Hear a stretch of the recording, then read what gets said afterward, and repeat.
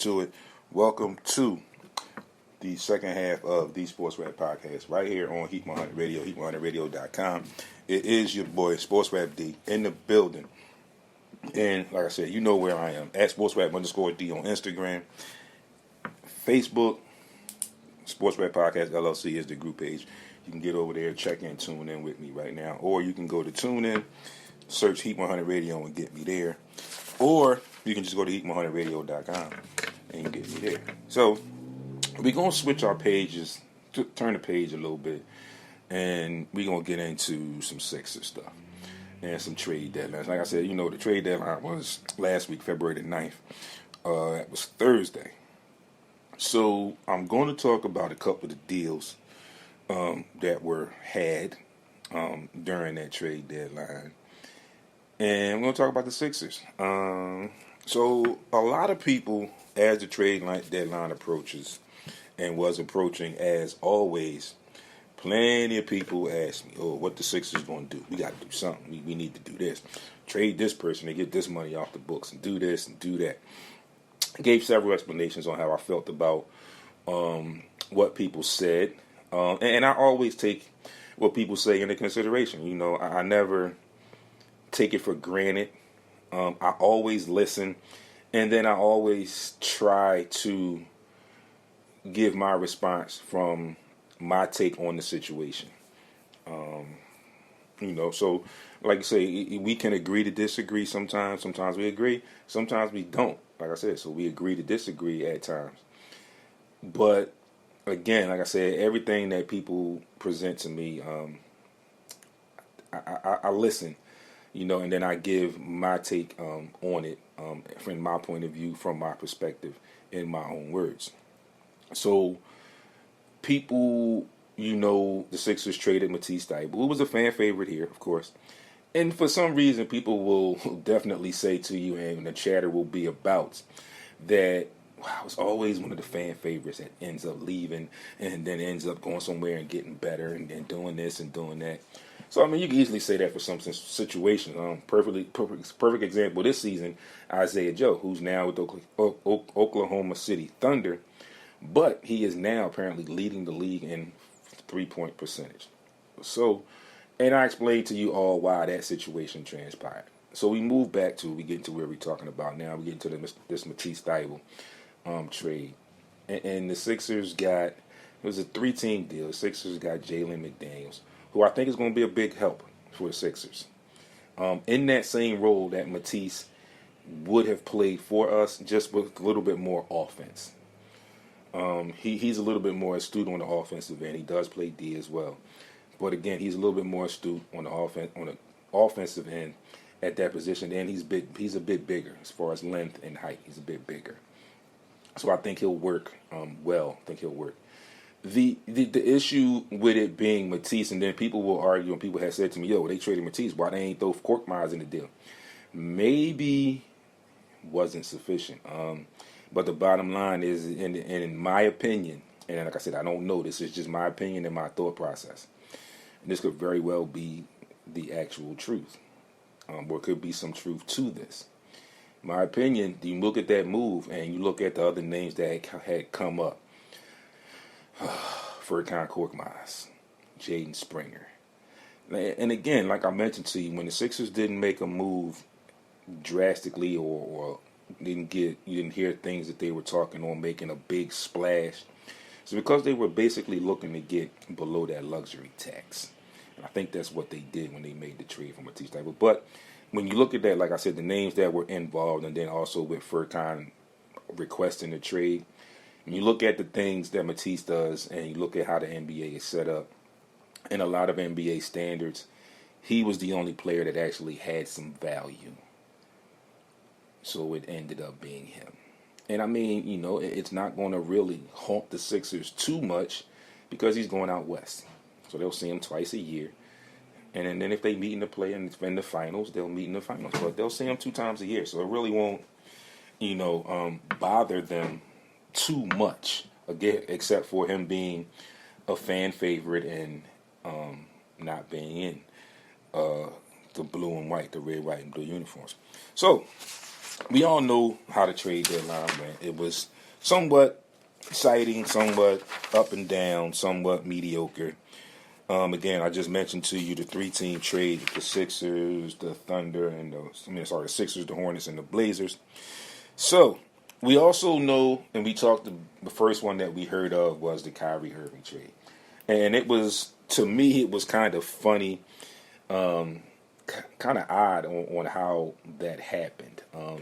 He requested a trade, and then it just felt like, and I believe it honestly was, like days later, we hear that he's being traded to the Mavericks. Okay, a lot of people immediately went to what they call their basketball intuition. They said, "Oh, they both need the ball. How that's going to work?" And whatever. And all right, here's my take on it. Yes, you do have a point of discussion, a point to create a conversation, a point to create some dialogue when you say that both of those guys are ball dominant, Luka and Kyrie Irving. Yes. Haven't seen it much from Luka, but I have seen it some from Kyrie, where he can play off the ball. Because we know he can get his own shot. So we know that he can play off the ball. But I also think in its own right, basketball wise, to fully get the best out of Kyrie Irving, he might just need to have the ball in his hands. And again, I'm not saying that you won't get a really good Kyrie Irving playing off the ball, but I just think from everything that I've seen from him, I think as an organization, as a unit, you would get the most out of him at that position. Oh, Philly, what is going on? Thanks for tuning in on Instagram. Thank you, good brother. Appreciate that. What's going on? You said, "What's up, D?"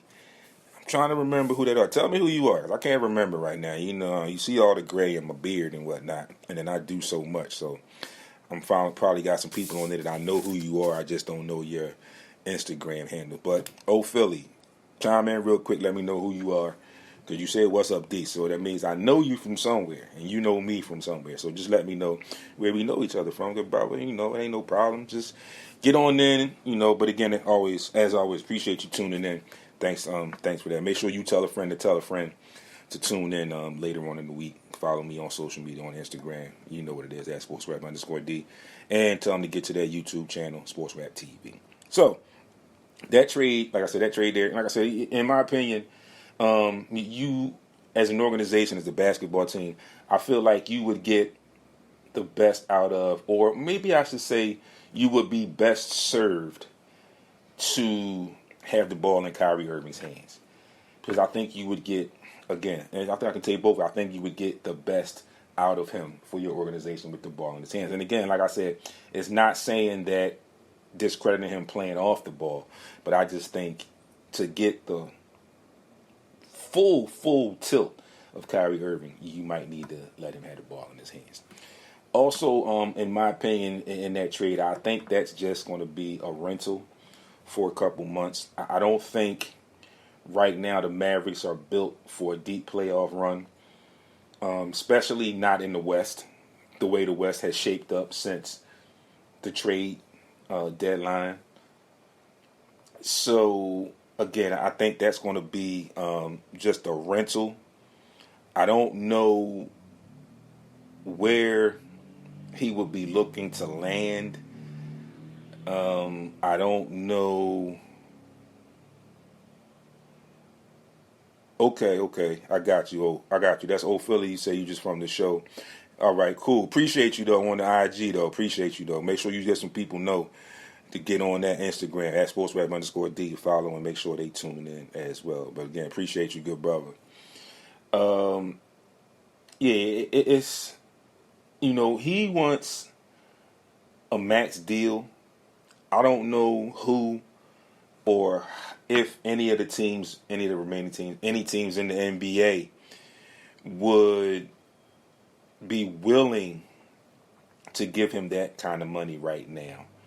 And I only say that because when you look at the NBA and we look at all these professional sports, like we like to say here, we give it to you sports as we see it, but straight with no chaser. We gonna keep it 100. A lot of these teams, with the business side of it, will look at players as a reflection of that organization. So a lot of the things that Kyrie has done, a lot of situations that he has been in throughout his career, may not be pleasing or appealing to a lot of teams in the NBA. I'm sure there's one who could possibly be interested. I know their captain, one of their key players, is interested, and that would be the LA Lakers. But I really don't know how that could work out, since they just made some trades and moved some people. But I still don't know how that would work out, because it's really strange. But I don't know. You think about, and I'm going to talk a little bit about the Nets organization a little bit later on down the line. Okay, so then we go after the Kyrie Irving trade, and look, I'm looking at my notes here. Kyrie Irving trade was on the 5th of February, right? And again, like I said, when I saw that trade, I brought it to you and I talked about it, and I said, hey, listen. So now we've got this Kyrie trade, we got this move on the move. KD expected to come back either All-Star break right around or right after the All-Star break. And I just threw it out there. And I said, how long do we think it'll be before he asks for a trade, if he does ask for request to trade again? Or will he come back, ride the season out, and then say at the end of the season, I think I'm going to move on. I think I want to be traded. Well,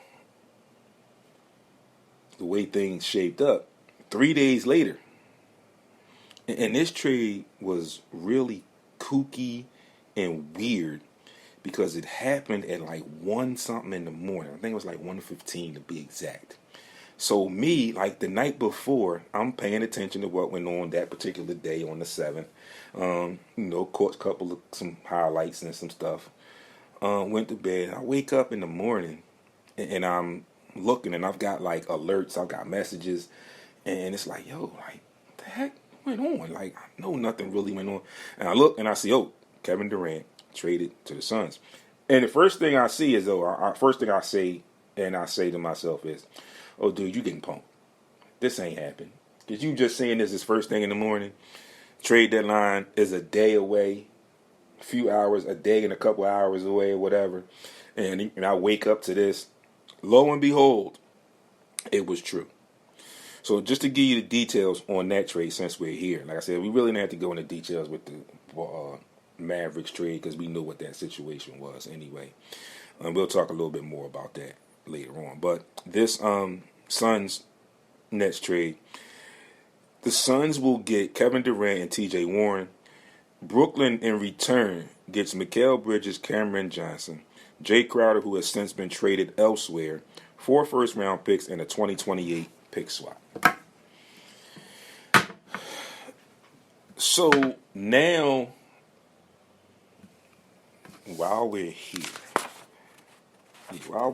let's stay here for a second. So now you've got this shift in the West. And there were some other moves, some other teams. I'm sure I posted all of this so you can see all of these moves that happened. But I just picked out certain ones that I wanted to discuss in a little bit of depth and a little bit of detail. So you look at this trade now, and then we look at the situation with the Brooklyn Nets. And here recently, within the last week or two, some conversations have been coming up again about who won that trade, Sixers Nets. And I tend to not go into it much anymore, except for when I see people post some things in regards to the trade that I think are just utterly ridiculous, or I think make no sense, and then I'll jump in and comment and whatnot. But for the most part, I try not to dwell on that as much. But I also am one of the people who believe that the Sixers won that trade. Still do to this day. So you think about that, right? the Sixers basically got James Harden, and Paul Millsap. Paul Millsap has moved on. He was up in age, whatever. But the key piece of that was the James Harden deal. All right, wasn't what we expected last year. We got him halfway through the season. Apparently, he wasn't in the best shape. This year, he's come back. He's shown us different. And again, like I said, even with the trade coming last year, even when he got traded to the Nets, I knew and felt that we were not going to get the James Harden from Houston because those years are behind him now. He's more efficient right now playing with Joel Embiid than I think he has been in his entire career. He's leading the league in assists. He's right up there in triple doubles as well. His scoring is up from the half a season last year as well. And right now, I think I just saw this last week, the duo of Joel Embiid and James Harden are like the best scoring duo in the league, have been like for the past month or so in the league. So you see what the success where the Sixers are right now. They've been bouncing back and forth between 2 and 3 in the conference. In the power rankings, they've been floating between 1, 2, 3. Maybe I think they fell down to 4 at once. So they started out at 4 and 5, and then they moved up, and they've been playing pretty good. So they've been fluctuating between that 1. Let's say that 1 and 4. 1 through 4 as far as in the power rankings. And like I said, in the conference, they're still staying in that 2-3 range around there. And then you turn and you take the short trip up the pike and you look at the Brooklyn Nets. So we backtrack to the Brooklyn Nets situation. The three of them were there. You had, I think it was Kevin Durant first, and you had Kyrie, or however it was. Well, let's just jump to the point where they all three of them were there. Initially when the two of them were there, they were arguably pegged as the Beast of the East. Didn't happen. They made a trade. They got James Harden. Then it really set it off. Oh, yeah. These three. While they were there, I think their tenure together, they played arguably, possibly 13 games together. James Harden was the first to want out of the situation. A lot of his initial and early statements were he was sold on A, and once he got there, it wasn't A. He went through it. Kyrie went through his thing. Kevin Durant got hurt, as he has been getting hurt just about every season the past 3-4 seasons. James Harden was left there, and in my opinion, James Harden held it down the best he could with that roster at the time. Gets to the point where he gets frustrated. He's had enough. He wants to be traded. He gets traded to the Sixers. The Sixers, in turn, from what we had at the time, send Ben Simmons, because he wanted to be traded, so we send Ben Simmons, to make things match business-wise, money-wise, and things of that nature. We add in Seth Curry, and then they had to throw in Andre Drummond. And in my opinion, I think the Andre Drummond throw-in was because they knew that the Sixers were going to be in their way at some point and them possibly making it to the championship. And then they ended up being in the play-in tournament. Getting swept. They won their play-in game. Then they get to the first round. They play Boston. They get swept by Boston. So you come back. Sixers make it to the second round, and we know how that went. They lost in the second round to Miami 4-2, whatever. All right. So you look at the Sixers roster now. Again, like I said, I think this Jalen McDaniels is going to help us. We also have been talking for a long time about the confusion and how these two guys will fit. And I also mentioned that I didn't feel like these two guys were backup centers, and I'm referring to Montrezl Harrell and Paul Reed. Sixers, like I just mentioned to you, I told you this morning, reports they are signing Dwayne Dedmon for the remainder of the season. Legit center, something that the Sixers needed. So now you can look at your second unit, and you can arguably play Montrez and Dedmon together. Montrez and Paul Reed together. You could possibly play Joel and Dedmon together, like that little bit the stretch they did at one point with Andre and Joel. Mighty, my guy, what's going on, good brother? I don't know who else this is. I'm real airy. I don't know who that is, but thanks for joining. And my guy, Mighty Robinson, always tuning in. Thank you for tuning in. Look, we got to talk. It's coming up, so I know you want to get with me. But you got my number. Just shoot me a text or whatever, and we'll figure it out. We'll get it together. Yeah, so you look at the Nets roster now. They have Ben Simmons there. Okay? And this conversation, is somewhat kind of fitting for, my weekend and the weekend and a half. I went to the Sixers game Friday against the Knicks. We got some retribution from past Sunday where they beat us, so we beat them back. Then we had back-to-back on Saturday. We were in Brooklyn and played the Nets. I was actually in Delaware at the Blue Coats game on Saturday. Got you. I'm going to put that date in my calendar, March the 4th. I got it, brother. Yeah, I was at the Delaware Blue Coats game. Blue Coats set records down there for scoring points.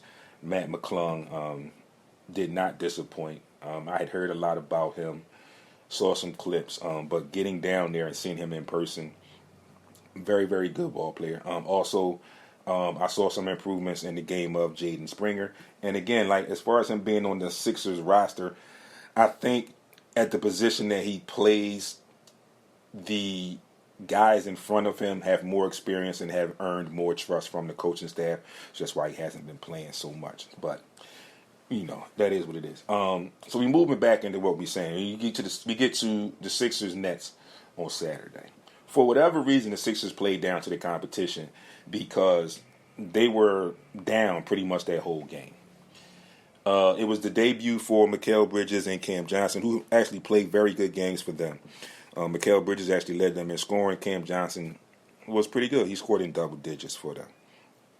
But you look at that roster and you say, and then Spencer Dinwiddie, of course. And Spencer Dinwiddie always plays good against us. For whatever reason, he always plays very good against us. So the name that you got there, you got Dinwiddie, you got Mikal Bridges, you got Cam Johnson. You can throw in Nick Claxton because he's young and upcoming and for some of the things that he can do. Joe Harris when he's playing. And then you look around, you look at the last 2 years of that roster. You look up and down that roster, and then you see this other name that they are beginning to grow weary of, and that name is Ben Simmons. It was a report out last week where the coach, Jacques Vaughn, is starting to begin to grow weary of him because he was allegedly injured for a couple games last week. So getting to my point, you look at the Sixers roster, and in that Sixers game against the Nets on Saturday, Doc had to jostle some lineups late in that game because it was like one guy came in and he just wasn't getting it. He put somebody else back in and he wasn't getting it, and I got to figure it out. So I figured it out on the fly. Sixers ultimately won that game, okay? But now you flip that onto the dilemma that the Nets had on their side. The Nets went through a stretch late in that game where they, I think, were 1 for 14 as far as in possession. So they made one basket in 14 possessions. And of course it was expensive when Dinwiddie dunked down the lane, whatever. But it got crucial late in the game. Okay, it was maybe a 1 or 2 point game. Nets called a timeout. And then I'm listening to it on the radio. I'm listening to Tom McGinnis. I'm listening to it. And I'm going through it and I'm like, all right, I know who the Sixers got on the court right now. And then you look at the Nets and you say, all right, who do they put on the court? And you think about it you look at what they have to put on the court, and the first thing you say is, oh, well, you're not putting Ben Simmons out there. And I mean, I understand because of the trade, it was a little bit more difficult for Jacques Vaughn to get it right. But understand how that's going to progress going down the line. It takes away some size from them, arguably late in games, when you can't be confident to put him in games in crucial moments where you may have to be in crucial moments and go small just because that trust is not there and you know otherwise from what he may think or whatever. So, again, it is what it is. Like I said, that trade is what it is, and we know what their roster is right now. And that's that. So, the other trade that went down, the Lakers. Let's see. Get my stuff right here. All right, the Lakers, Minnesota Timberwolves, and the Utah Jazz. All right, that trade. In this trade, the Lakers get a return trip with D'Angelo Russell, Malik Beasley, and Jarrett Vanderbilt, one of the guys who the Sixers were hot on very early in the trade situation. The Minnesota Timberwolves get Mike Conley, Nickeil Alexander-Walker, 3 second-round picks, one in 2024, 25, and 26. And the Utah Jazz get Russell Westbrook, Juan Toscano-Anderson, Damian Jones, and a 27 first-round pick. So arguably there, I'm thinking that it may be a buyout in this situation as far as Russell Westbrook to get a buyout from Utah. Again, I don't know what Minnesota was thinking in this and getting involved in this and getting Mike Conley. Because Mike Conley is not the all-star Mike Conley. He has digressed some. So he's not the same Mike Conley that you would expect. And maybe they were thinking, oh, well, he played with Rudy Gobert in Utah, so maybe we can get that connection and get it right here. I don't know if it's going to work like that. Next Level Hall, my guy. Thanks for tuning in, good brother. Always a pleasure to hear from you. So what we have is a situation where the Nets are going to be arguably reeling if they make it into the playoffs on the play-in tournament. I don't know if they'll probably win a game, but then they'll get bumped in that next round. So, we'll see what happens with that. Like I said, the Sixers, I look to see Jalen McDaniels play a little bit more tonight. The contract and the finalization of Dwayne Dedmon is supposed to be done sometime today. So he could be in town, possibly in uniform, but I doubt if he'll play as early as tonight. I don't really think so. But listen, you look at a lot of these trades. Like we said, we get back to that Phoenix Suns trade. And then now you got the rumors where they're saying that Chris Paul is trying to talk the Suns into bringing in Carmelo Anthony as another piece for that team for a playoff run. You can very easily start a conversation, some dialogue about two of the stars there, and Devin Booker and Kevin Durant, who both I don't think really need the ball in their hands. And then when you have a point guard like Chris Paul, you don't really need them to have the ball in their hands.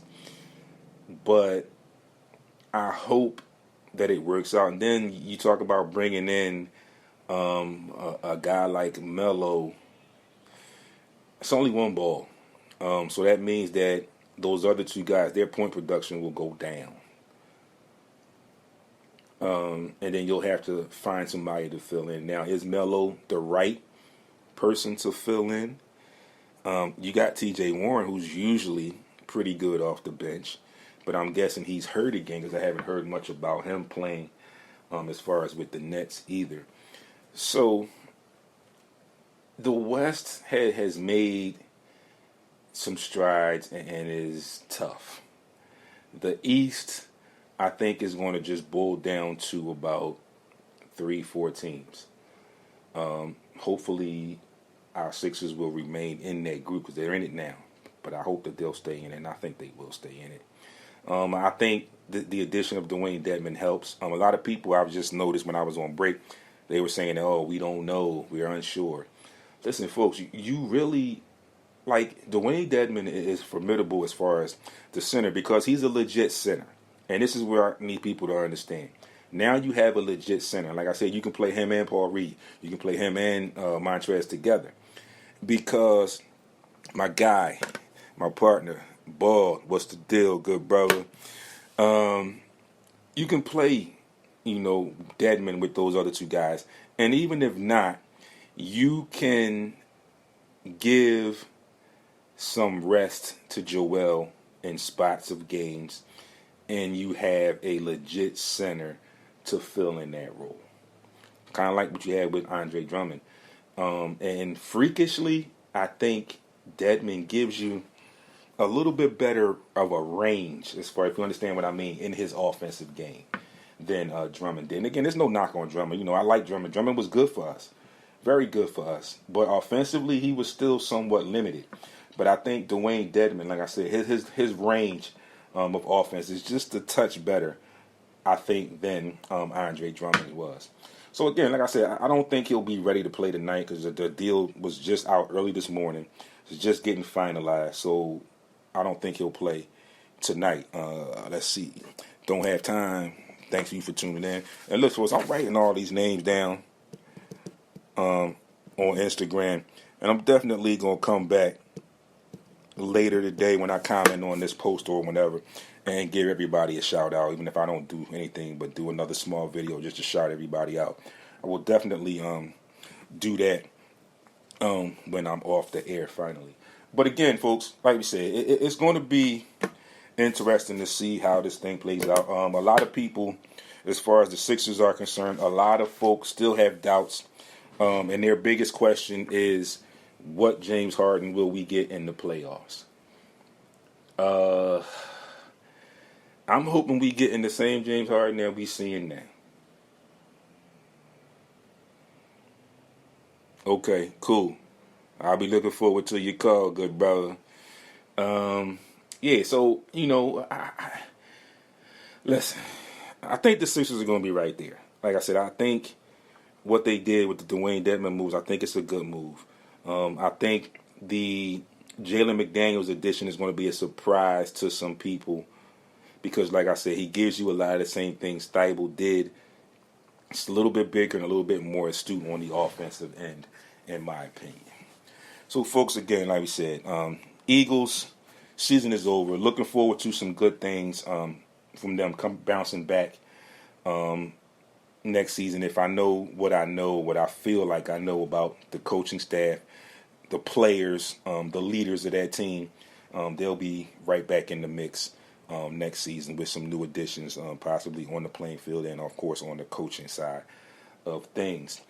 Sixers tonight against the Rockets at home. I'll give you the whole NBA schedule slate tonight and the NHL slate for tonight in just a second. So, folks, listen, you know what it is, man. SportsRap Podcast LLC is the group page on Facebook. That is the entity in itself. I am at SportsRap_D on Instagram and Twitter. On YouTube, folks, listen, I keep telling y'all every week, and I need y'all to do it. Boss, so you know to tell people. Don't have time, you know me. 07, you know me. Mighty, my guy, you know me. Tell your friends, get the people that follow you that to catch up on some content. Tell them, get over to YouTube. Search SportsRap TV. Again, you know the rules. You know what to do. You know the instructions. You get over there, you subscribe to the page. Hit the thumbs up on the videos that you like. Check them out. There's a lot of videos over there. Some live stuff, some on-location stuff. So just get over there. Like I said, you know what to do. 1, subscribe. 2, hit the like button, the thumbs up on the videos that you like. And 3, finally, hit the bell. Not finally, but 3, hit the bell so you know when new content is uploaded. And finally, tell a friend to tell a friend to tell a friend to get over to that page as well. They can also get me on the social media, and everybody knows where that is. Webpage, sportsrapradio.com. Get over there and check out the content over there. It's a lot of nice stuff over there. A couple interviews are still up that we did. Some live stuff, on location stuff over there, and check it out. Monday morning, folks, be great on purpose. All right. This is my week at the Drake. So look for me at the Drake Tavern about 6:30 this Thursday. We'll see what happens, and I'll keep you updated on that all week long. So, folks, here is the schedules. Games for tonight. In the NBA, you got the Hawks and the Hornets. The Rockets are in town to face off against the Sixers. The Spurs and the Cavs. The Jazz and the Pacers. The Nets and the Knicks. The Nuggets and the Heat. Pelicans are at the Thunder. The Magic and the Bulls. T-Wolves, Mavs. Lakers, Blazers, and Wizards, Warriors. In the NHL, the Flames and the Senators. The Coyotes and the Predators. The Panthers and the Wild. the Red Wings and Canucks, and Sabres and Kings. Again, thanks to everybody that tuned in on Facebook, a couple people there, everybody on Instagram on both segments, the early segment and the second segment. Bald, I got you there, bro. I'll be looking for your call later on. So, yeah. Again, finally, folks, it's going to be a nice day today, close to 57 degrees. So, again, get out and enjoy the sunshine. Be great on purpose. Like I said, you can get this video later on this week on YouTube. You can also get the audio later, iHeart, Spotify, Spreaker, Apple, and Google Podcasts, or wherever you get your podcasts. Folks, thanks for tuning in as always. See you Thursday at the Drake and back here. On Monday, after the All-Star break, NBA, recap the All-Star game, All-Star weekend, and everything else that's sports from the past weekend. Peace, y'all.